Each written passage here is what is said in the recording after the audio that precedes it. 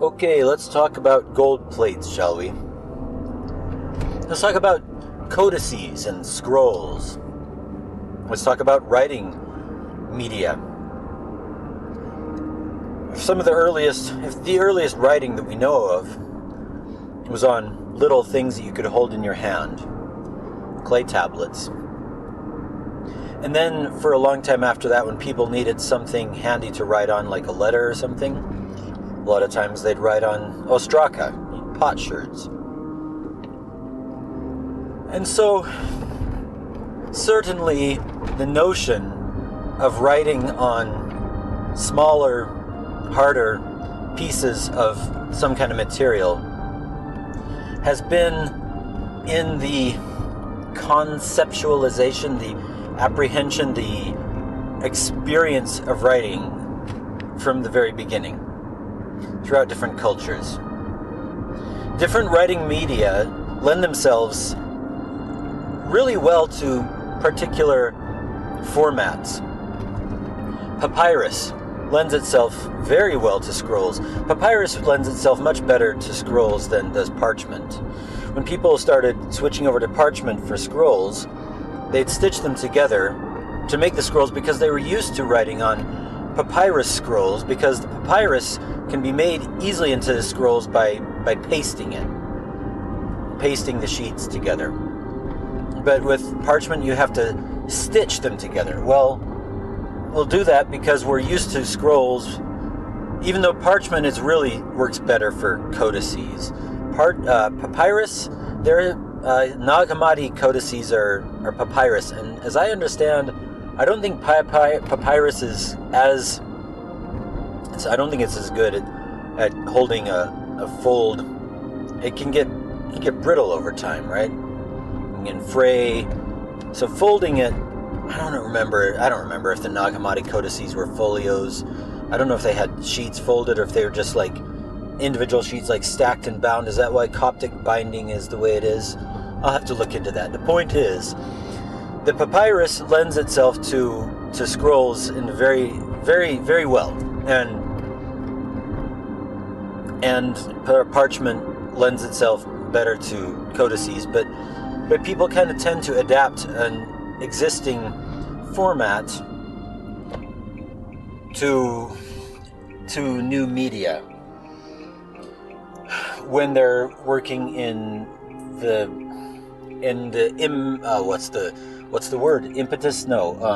inertia, working in the inertia of a culture. Now, in, let's say, 7th to 6th century Levant, as I understand it, the main writing material was papyrus, which came from Egypt. If you didn't live in the trade and supply routes from Egypt, you're not going to get papyrus because it does not grow anywhere else. So if you're writing, you're dependent on this supply from Egypt. And I don't know, unless you want to write on ostraka, but I don't think you want to try to write a whole book of prophecy on ostraka. I don't know if they're writing on leather. I don't think they figured out how to make like parchment yet, how to stretch the skin and do all this stuff to prepare it for writing. There's an alternative skin writing medium that some Jews write their scrolls on, traditionally called gevil, and sometimes it's called a kind of parchment. It doesn't seem to me likely that it's actually like processed as the parchment process. It looks to me more like it's a kind of leather. So you can write on leather. So if people were stitching scrolls out of leather as an alternative to papyrus back in the 6th century, I'd like to see that. Meanwhile, or going back in time, thinking about ancient Egypt, and if somebody wanted to make a very special means of writing prophecy that was sacred and maybe preserve it in secret, and somebody's familiar with inscriptions on stone and writing letters on ostraka and cuneiform that the neighbors are poking into clay tablets, and maybe seals and amulets. I don't think it's a very far imaginative leap for somebody to decide to engrave hieroglyphs on plates of metal, and bronze being like the most popular and plentiful metal at the time. That seems a quite obvious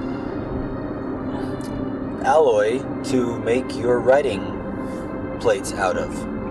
Metal doesn't lend itself very well to a scroll. There's a copper scroll at Qumran, and why did they decide to make a copper scroll? Maybe this is just kind of this cultural inertia, this conservatism of saying, well, we've got these scrolls stitched together from sheets of parchment, by the way, which would have been better papyrus, but people haven't overcome the cultural inertia to think, well, gee, why don't we do something more appropriate? This is actually like Ayn Rand in The Fountainhead, which is the only Ayn Rand novel I've ever read about architecture. And there's this rogue architect that's annoyed because he sees people holding on to older styles of architecture with newer materials. Then the newer materials would be better put to use in new designs that put, that are more appropriate to their properties. And he's this visionary that he actually sees how to do this, and people reject him because they think it's weird. You know who else people reject because they think they're weird? Prophets, that's who. Alright, so let's talk about writing materials. Let's talk about papyrus and supply of papyrus. Let's talk about leaving behind the only place in the world where you're going to be assured a supply of papyrus. And you want to write down, you've got these weird metal bronze, yes. The word translated as brass, rendered as brass in the Book of Mormon translation following King James Convention, it refers to an alloy of copper and tin, not copper and zinc.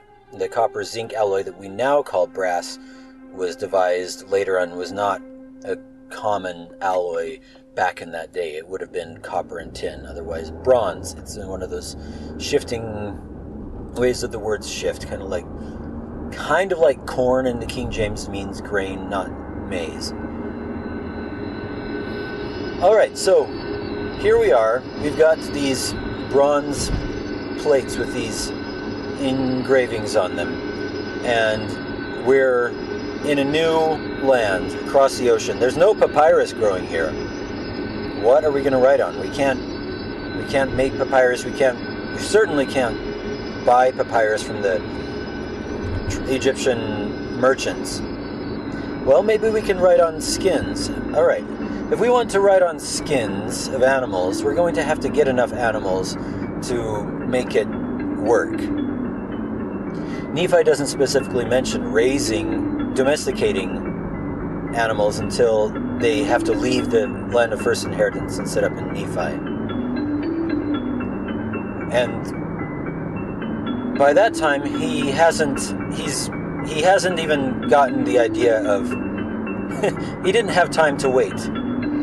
He wasn't going to go out and hunt so many animals in the mountains or forests of the land of their first inheritance to get enough skins to tan that they could have been using for other purposes. You can make, shoes or whatever, sandals. You can make clothes and all kinds of things, useful things out of leather.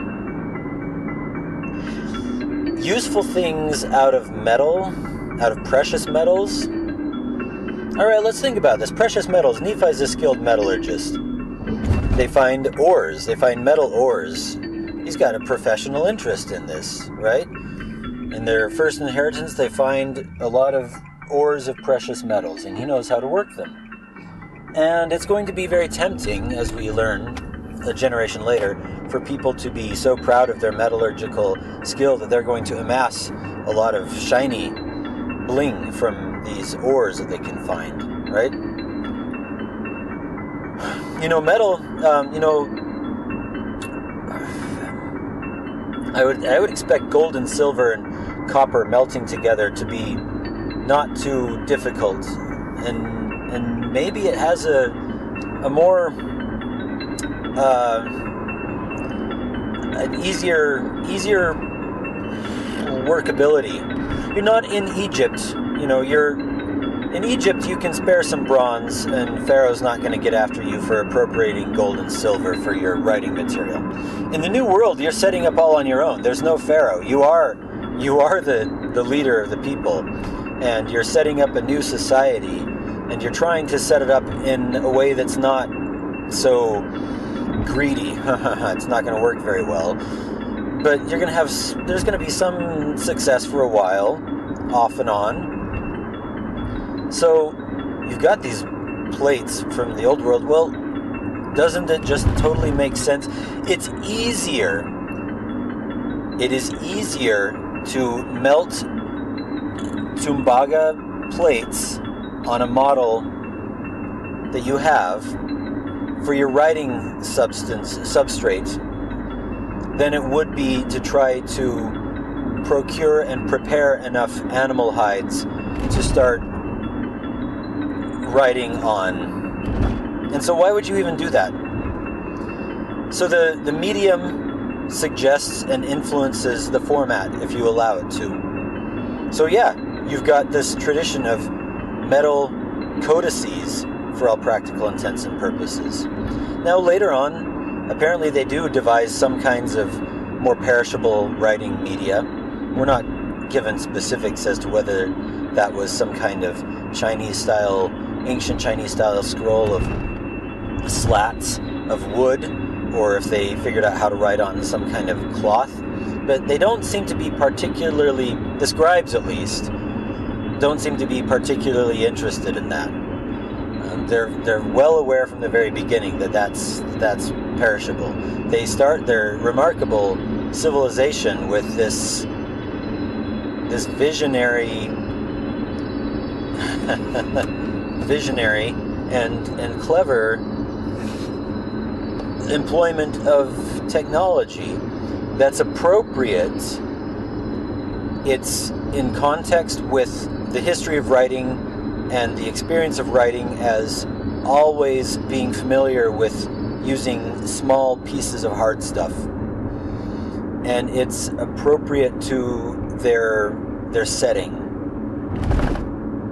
And so it establishes this tradition that you use the ores of precious metals that are abundant in the area, and you make these plates.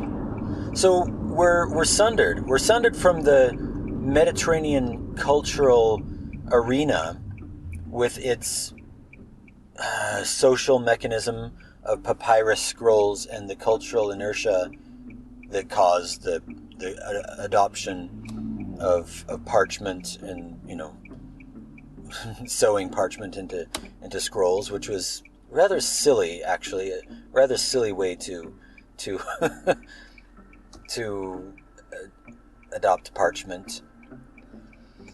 But it took enough time for the wider culture to see the benefits of make the connections with like the diptych wax tablets and all this sort of thing, for people to get on a wide cultural scale the idea to move from parchment scrolls to parchment codices, because for a while there was still papyrus available, and so the scroll was still a strong contender. But if you're in an area where there's no papyrus anymore, you don't really have any cultural warrant to try to hold on to the scroll format. So, yeah, gold plates, writing on metal plates, it's not only attested in the world, it makes perfect sense when considered in the context of economics and technology and culture and everything else. Just thought I'd share that with you. And happy Easter.